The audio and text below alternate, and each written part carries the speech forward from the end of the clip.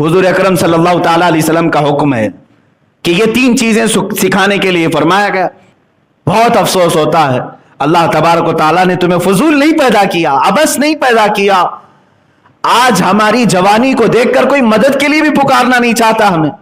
ये खुद अपने आप को धोखा दिया हुआ आदमी है, दूसरों की क्या मदद कर सकेगा। मुझे भी चंद दिनों पहले एक बात पढ़ने को मिली, कश्मीर की खवातीन बिलखती हैं, आज रोती हैं, बहुत सारी उनकी परेशानियां हैं।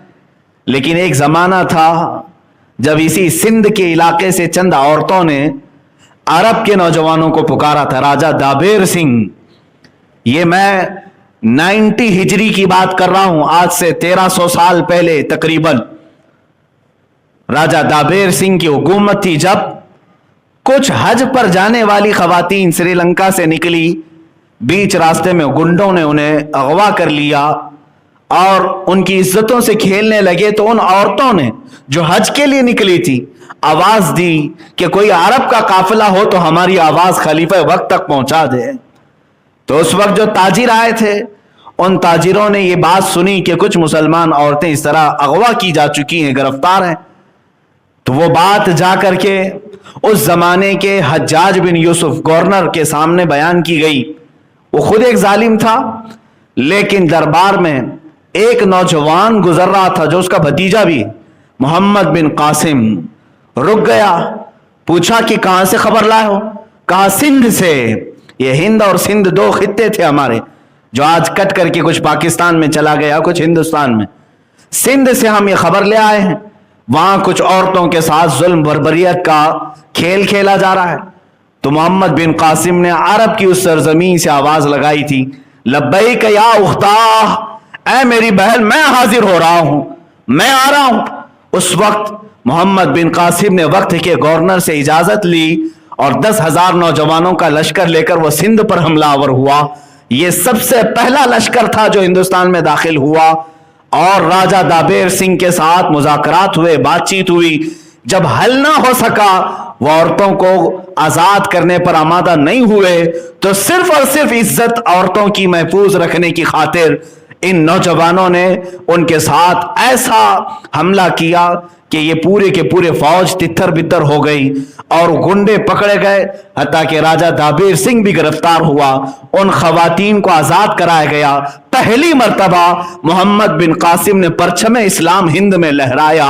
यह वो जमाना था जब हिंदुस्तान में अलल ऐलान किसी ने परचम नहीं लहराया, पहला लश्कर। लेकिन मुझे यह बात इसलिए बतानी पड़ रही है कि जो मोहम्मद बिन कासिम अरब से चल करके चंद खवातीन की इज्जत बचाने के लिए आया था, वो कोई 40 साल 50 साल तजुर्बाकार सिपह सालार नहीं था, वो जर्नल और कमांडर नहीं था, बल्कि सिर्फ और सिर्फ 19 साल का जवान था। सिर्फ 19 साल का जवान था, 10,000 के लश्कर को लेकर आया और खवातीन की इज्जत बचाने के लिए। 19 साल के जवान तो आज औरतों पर झपटा मारने के प्लान बना रहे हैं, इज्जतों पर डाका डालने की सोच रहे हैं। 19 साल की जवानी लोग ये सोचते हैं सिर्फ हमें चैटिंग के लिए है, औरतों को फ्रेंड रिक्वेस्ट भेजने के लिए, उनसे हमारे रात के मुकालमे के लिए। मुआज़ल्लाह रब्बिल आलमीन। याद रखो, तुम्हारा जो ये शबाब, तुम्हारी ये जवानी जिन लम्हों में गुजर रही है, तुम क्या सोचते हो घर के पर्दे बंद करके मैं चैटिंग करता हूं? तुम्हारा अकीदा क्या है? कुरान कहता है यअलमु खाइनतल अयुनि वमा तुख्फी सुदूर। तुम्हारी आंखें जो खयानत कर रही वो भी देख रहा है, और तुम्हारे दिलों में जो हालात गुजर रहे हैं उसको भी वो देख रहा है। तुम्हारी उंगलियों की हर हरकत पर अल्लाह की नजर है।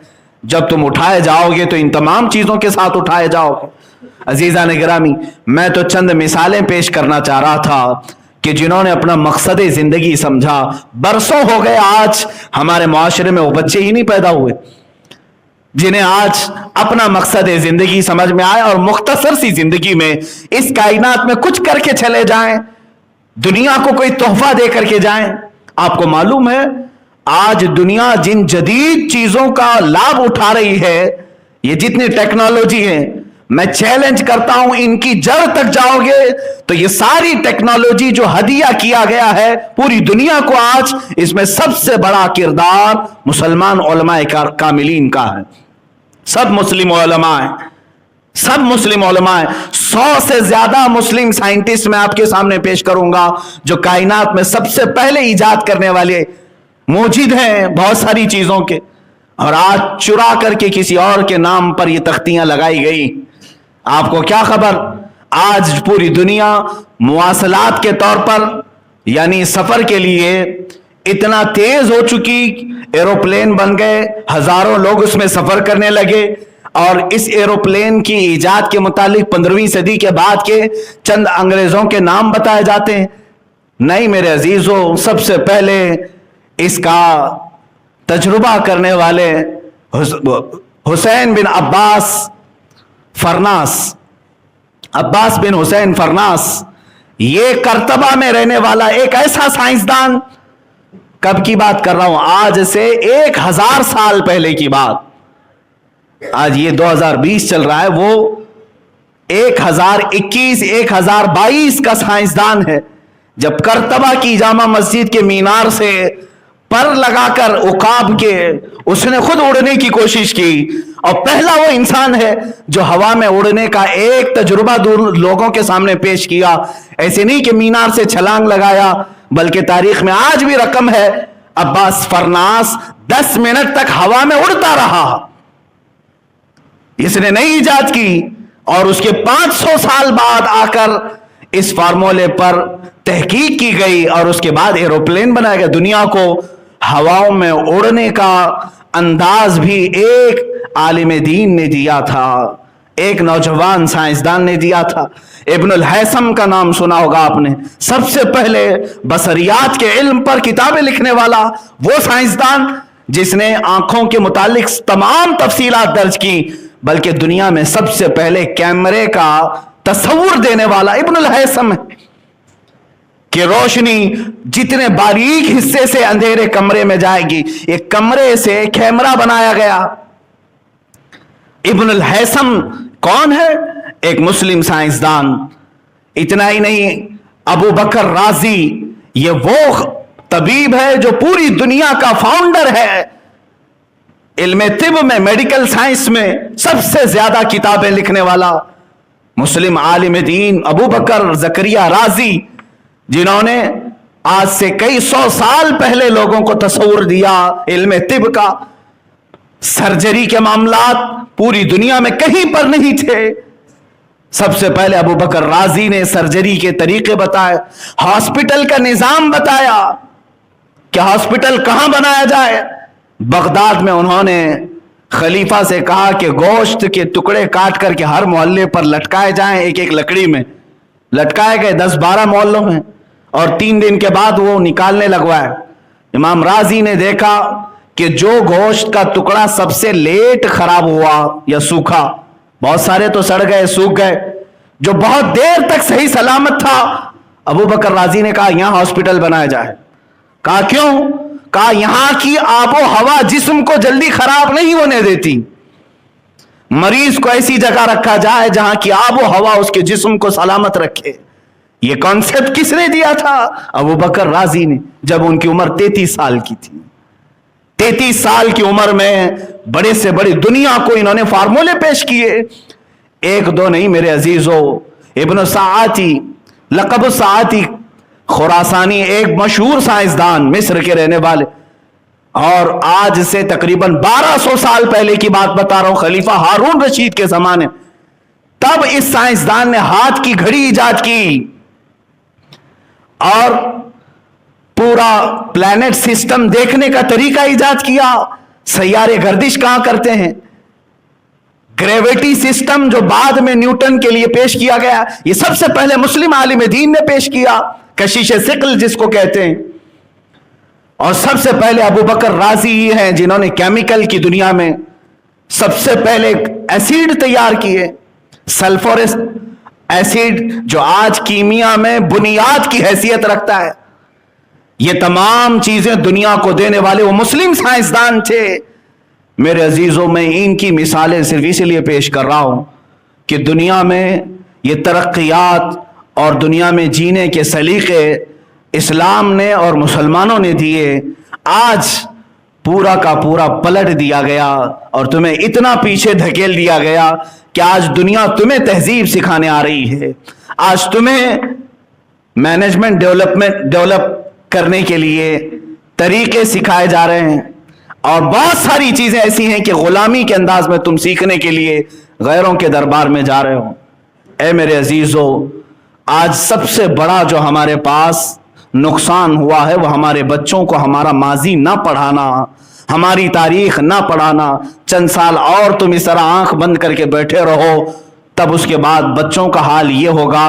ये मुस्लिम साइंसदान तो भुला ही दिए गए हैं, ये तो कहाँ मालूम है, अच्छे अच्छे लोगों को नहीं मालूम, ये तो भुला ही दिए गए हैं। औलिया इकराम भी भुला दिए जाएंगे, तारीख खत्म की जाएगी और चंद दिनों के बाद मैं बारहा ये कहता हूं, शायद बच्चे बाद में ये भी पूछेंगे मोहम्मद किसका नाम था। मुआज़ अल्लाह रब्बिल आलमीन। जब इस तरह हम तारीख से अपनी आंखें बंद करके बैठे हैं और सारा का सारा हमारा वक्त इसी मोबाइल इंटरनेट पर गुजरे, जो फजूल और फहश चीजों को देखने में, ऐ मेरे अजीज बच्चों, आज अपनी जिंदगी की कदर और कीमत समझो और बाज आ जाओ। तुमसे सवाल होगा तुम्हारी जवानी के मुतालिक। तुम यहां पर अल्लाह की इबादत के लिए बनाए गए हो, उसी चीज में अभी खरे नहीं उतर सके, इसी में बहुत सारी चीजें बाकी रह गई हैं।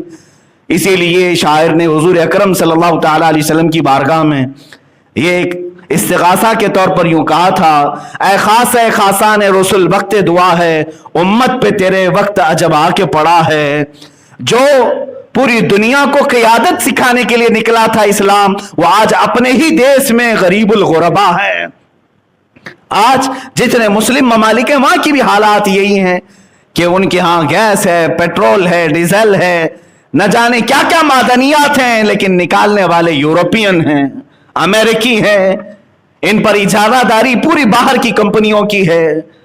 क्या हम इस कदर आज इल्म से और अपने मकसद जिंदगी से बिछाड़ दिए गए? ऐ मेरे अजीजों, मैं पढ़ रहा था यहूदियों के मुतालिक, बरसों गुजर गए, 1400 साल हो गए मेरे आका सल्लल्लाहु तआला अलैहि वसल्लम की तालीमात को। बाज़ उलमा भी इसको रिजेक्ट करते हुए आज अलग अंदाज से बोलने की कोशिश करते हैं। हुजूर ने फरमाया था, अपने बच्चों को निशानाबाजी सिखाओ, तीर अंदाजी सिखाओ। हुजूर अकरम सल्लल्लाहु तआला अलैहि वसल्लम के हदीस में, इन्हें घुड़सवारी सिखाओ, तीर अंदाजी सिखाओ। और एक हुजूर अकरम सल्लल्लाहु तआला अलैहि वसल्लम का हुक्म है कि ये 3 चीजें सिखाने के लिए फरमाया गया। आपके बाद जब ये बात कही जाए तो घोड़ों का जमाना नहीं है, मर्सिडीज कार का जमाना है। अब तीर अंदाजी का जमाना नहीं, अब तो बम बारूद पेट्रोल मिसाइल का जमाना है।